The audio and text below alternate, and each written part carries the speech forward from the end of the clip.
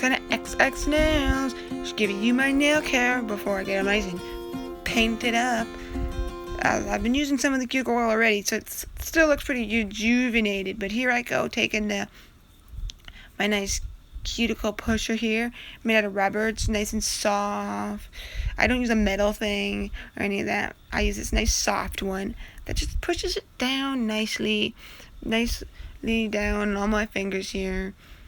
Going, yeah, push, push, push, push, push. Now here's like my pinky here. I know, my sad short pinky. But then here's my thumb. Well, of course that's short. It's really short. Well, you never know. It will be back sooner or later. Can't leave my nails short forever. They do grow, of course. And it's not like they break all the time. So, yeah, I'm going, just pushing it down, getting it nice and out of the way. So there we go. They're all ready to get my oil on them. So here's the oil. I'm just putting it around the cuticle. You don't need to use much. So you can practically, for me, I can use almost this whole brush for like both hands and don't even need to re-dip.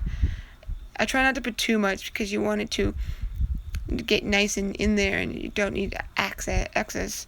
So I'm just putting it on my nails and then I massage it into the cuticle so lots of it gets into it and really gives it some more moisture in it before I get my nails painted.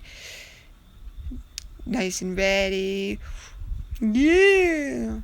Yep, I just give it a nice massage around the cuticle to make sure it's really in there because it really helps to make your manicure look more like a salon manicure. I know some of mine don't look 100%, like some people do it even better than I do, but I'm getting there. I'm do it. And after that, here's my water now. I like to clean my hands out of the excess oils and stuff because you don't really want the oil on there.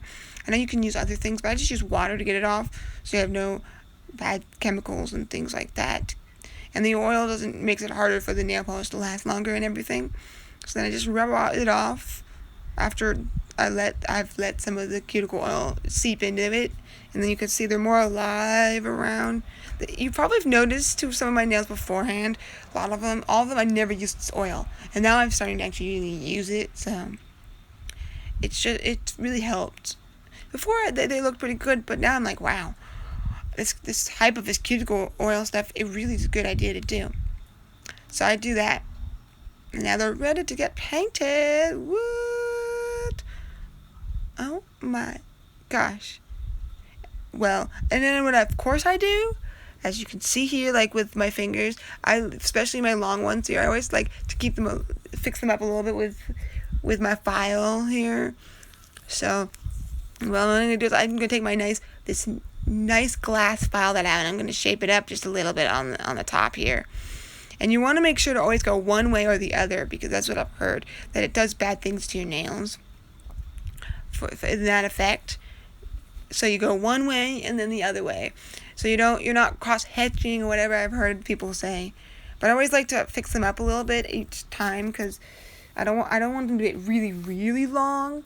And this one especially needs fixed because I haven't fixed it for a while and I think I had to cut it, so I want to make sure I really love that coffin shape. I've been loving it. It's really cool having that nice kind of point, flat where the point would be if you did it like those really like nails, but I don't like that, so I do it without that part and just like I file that part off. So that's my nails. Thank you for watching. Sparkle, sparkle.